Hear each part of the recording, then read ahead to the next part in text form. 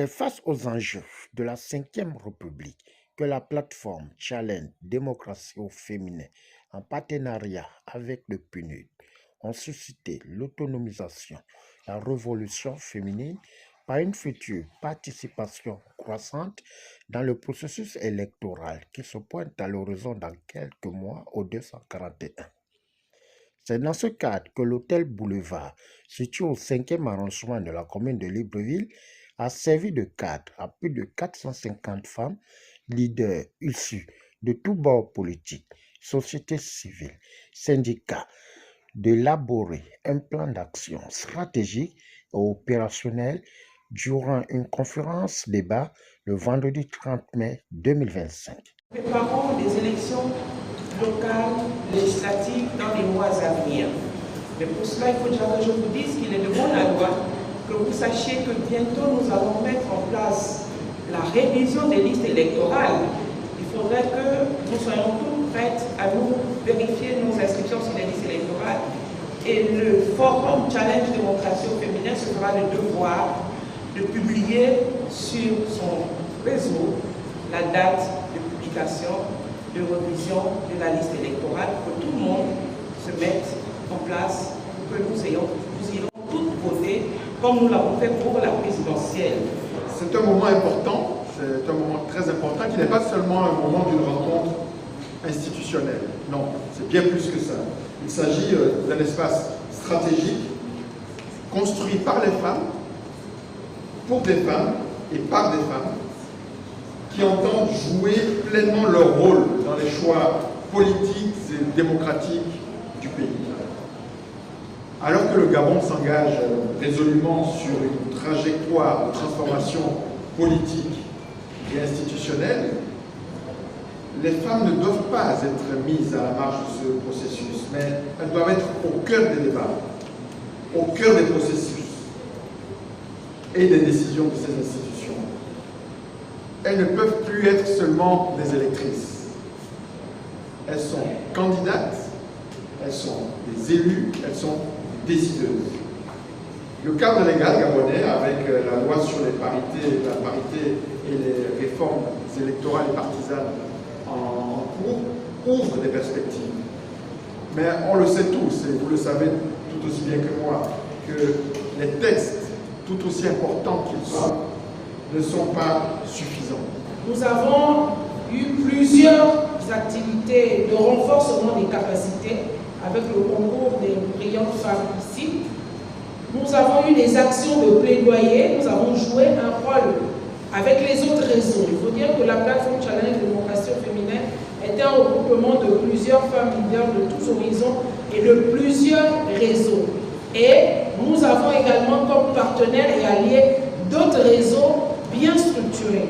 Voilà pourquoi nous ambitionnons de créer une grande plateforme nationale qui devrait s'appeler Cause Commune et qui nous permettrait d'amplifier notre voix dans les plaidoyers. Nous nous retrouvons là, pourquoi?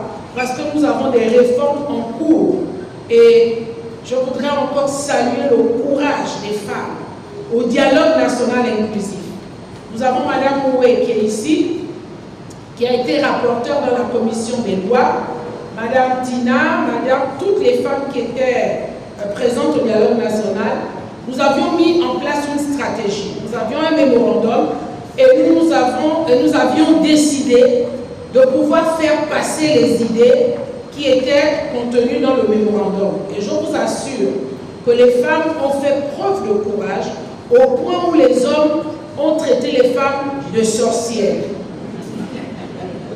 On nous avait dit que les femmes avaient le vampire, mais là on a vu qu'elles sont des sorcières. Tout simplement parce que nous avons voulu avoir l'ambition de corriger les discriminations. C'est juste pour nous rappeler que le combat n'est pas facile et que dans toutes les réformes, nous devons avoir un esprit éveillé. Après des allocutions de circonstances de Madame Micheline Otunga, leader de la société civile, le représentant du PNUD, l'honorable de la transition Pepesi Ongulinginde, pierre angulaire de la plateforme Challenge Démocratie au féminin, Le tour est revenu à Madame Sidonie Owe et Angélique Ngoma, conférencières, de faire une peinture positive en invitant la femme de se positionner dans la sphère décisionnelle en veillant sur la promotion et la protection des droits des femmes. Et le management. Ces femmes sont des grands managers. La femme qui mobilise a un rôle capital à jouer. Mais ce rôle peut être transformé en leadership. Pourquoi? Parce qu'elle porte les idées de quelqu'un d'autre, notamment du leader politique. Mais d'autres femmes également dans le lot peuvent porter, simplement qu'elles sont encore freinées par le regard de la société, qui estime que non, sa place n'est pas à ce niveau et qu'elle doit toujours mettre quelqu'un devant. Je vous ai pris un exemple, j'avais pris part à une réunion et alors même qu'il y avait des hommes, avec moi j'étais la seule femme, c'est à moi qu'on a demandé d'aller prendre les verres. J'ai compris qu'il y avait quelque chose qui n'allait pas, qui ne marchait pas. Étant donné que la production égale, le sexe n'avait pas de sens, n'avait même pas de place. Donc je n'étais pas la personne la mieux placée pour aller chercher les verres. Ma contribution était attendue et d'ailleurs elle avait été appréciée. Bref, c'est humblement que je prends cet exemple pour dire jusqu'où certains comportements frisent, si vous voulez, heurtent notre intelligence. Et donc les femmes doivent changer malgré le fait que le paysage politique reste dominé par les hommes. Lorsque les femmes vont se retirer, les hommes n'auront plus d'espace. Ils n'auront plus de managers pour être à leur service. C'est ne pas comprendre le sens de la démocratie qui est l'expression de tout citoyen. Tout citoyen s'exprime, soit en tant qu'électeur, soit en tant qu'élu.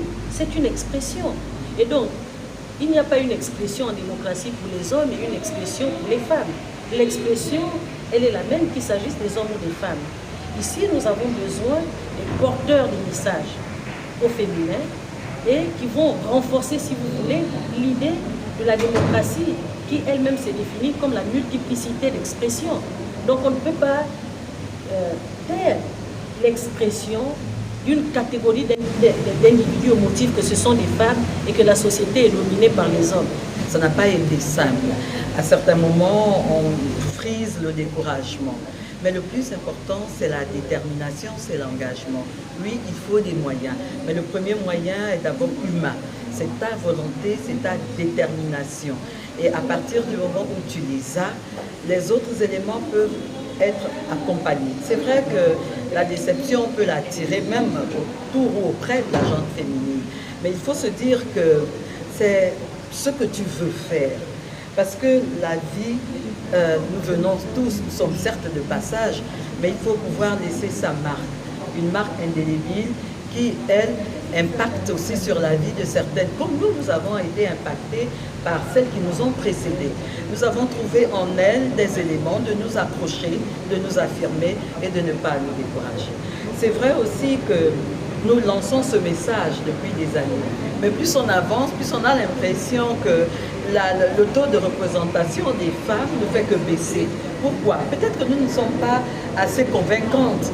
Peut-être que la vie que nous traversons présentement n'est pas assez exemplaire pour inciter une jeune fille à embrasser aussi, appelons-le, une carrière politique. Et que pour elle, elle veut d'abord s'affirmer dans la vie, elle veut être une femme économiquement bien formée, une femme sur le plan administratif qui compte, une femme qui a une famille, qui a le tout. Mais on dit simplement que sans exclure cela, elle peut aussi à tout moment faire entendre sa voix. Face à la nouvelle configuration sociopolitique de la Ve République, 4 femmes leaders de la société civile et politique n'ont pas hésité à donner leurs sentiments et avis après des échanges interactifs dans une ambiance cordiale et fraternelle dans un milieu intergénérationnel. Place sur le plan politique. Elle veut s'affirmer, elle veut que là, désormais tout ne se fait pas sans elle. Elle intervient à tous les niveaux de la sphère politique. Mais au niveau du parti, justement, elle est dans tous les organes décisionnels du parti. Peu importe, là où on a besoin des hommes du RPM, la femme du RPM est désormais présente. Justement parce que du dialogue national au référendum jusqu'au présidentiel, on a demandé la présence de la femme. 30%, c'est le taux qui a été exigé pour la présence des femmes au niveau de la sphère politique, au niveau de l'aspect administratif. Il est important que les femmes comprennent aujourd'hui qu'elles doivent s'engager en politique. Il est important que les femmes prennent en compte les futurs enjeux. Il est important que les femmes comprennent qu'elles sont aujourd'hui la voix, elles sont aujourd'hui la voix de celles qui ne peuvent pas parler. Elles doivent prendre conscience qu'elles doivent porter un message. Le message de leurs sœurs qui n'arrivent pas à parler. Elles doivent être présentes sur la sphère politique. Elles doivent pouvoir exprimer, elles doivent être le porte-parole de ce que les autres ne peuvent pas dire. Les choses ne se feront pas de manière simple et ce ne sera pas facile. Nous commençons un travail. Et vous savez que quand on commence quelque chose, les débuts sont souvent difficiles. Mais aujourd'hui, au niveau du RPM, notre parti est représenté dans toutes les 9 provinces du Gabon. Notre parti est représenté dans toutes les communes du Gabon. Celle de Libreville donne de la voix à ceux qui sont en province par le biais des petits voyages. Nous faisons des voyages à travers l'intérieur du pays. Nous essayons de contacter nos sœurs qui vivent au quotidien dans leurs localités respectives, avec qui nous discutons de notre parti, mais aussi de l'avenir de la femme gabonaise au sein de notre parti, en partageant notre idéologie, en partageant l'idéologie de notre leader politique. Cette idéologie d'ailleurs à laquelle les femmes ont adhéré passivement, d'être à l'écoute de nos sœurs, de partager, mais aussi de faire monter leurs différents messages, donc leurs inquiétudes, leurs peurs. Mais nous essayons en plus de les booster, parce qu'en politique il faut booster. En politique c'est la visibilité et il faut les pousser à être au devant de la scène pour qu'elles puissent désormais s'exprimer.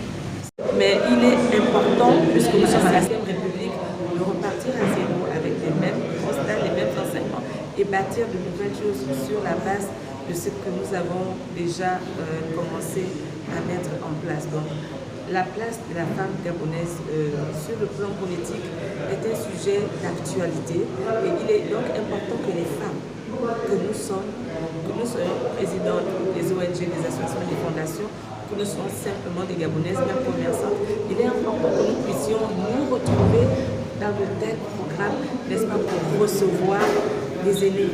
Nous avons tout à l'heure eu tour à tour les passages de Mme Angélique Goma, Mme Marie-Rose Méligue, Mme Honorine.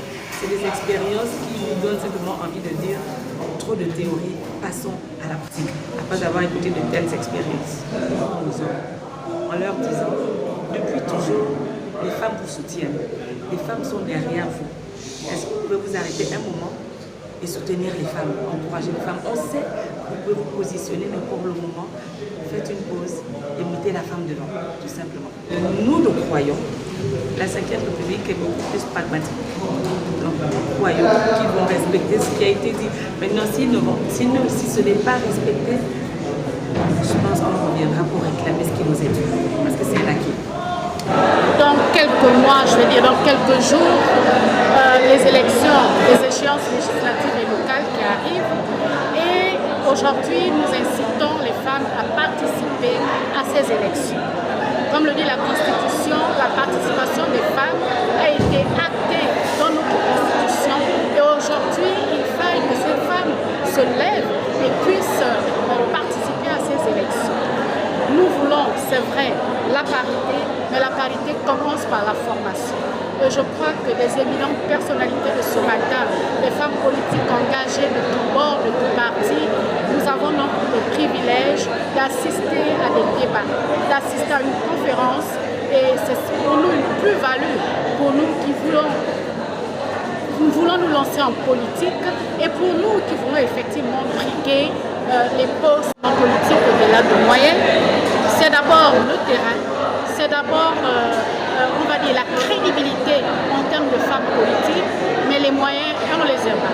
Dès lors que nous avons notre crédibilité et dès lors que nous avons cette participation qui est aujourd'hui marquée par de nombreuses femmes, nous allons mettre en place un réseautage, pourquoi pas, se faire financer par ceux-là qui croient en nous, qui savent ou qui ont la possibilité de comprendre que nous, on peut donc défendre les valeurs non seulement des femmes, mais de nos localités au sein de nos partis.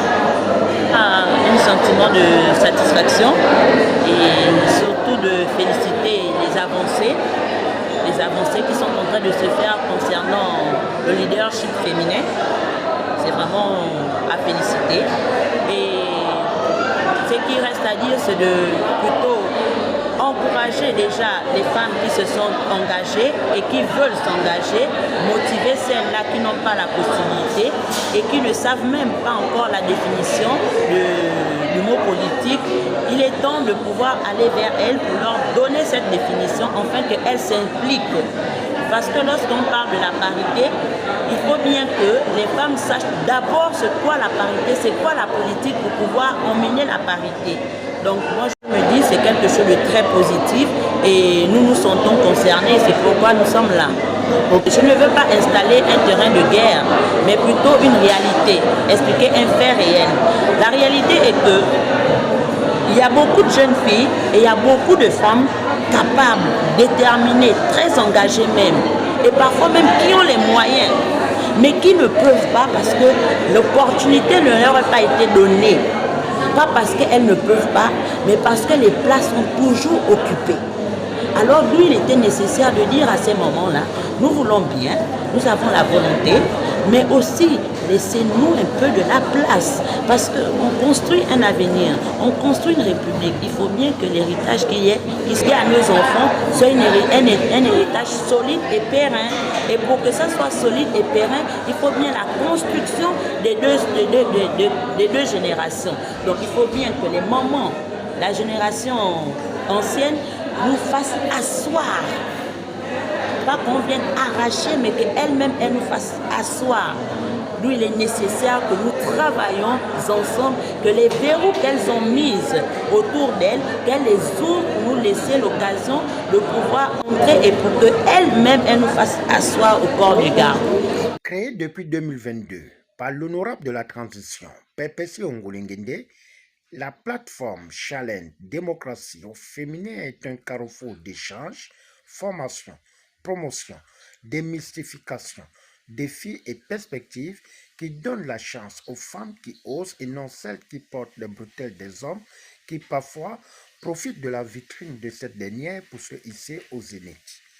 Au finish, cette rencontre a été marquée par la présence de 3 figures, références et bibliothèques, à savoir Honorine Zebitege, Marie-Rose Meligi Mengwa et enfin Albertine Manganga Moussavo.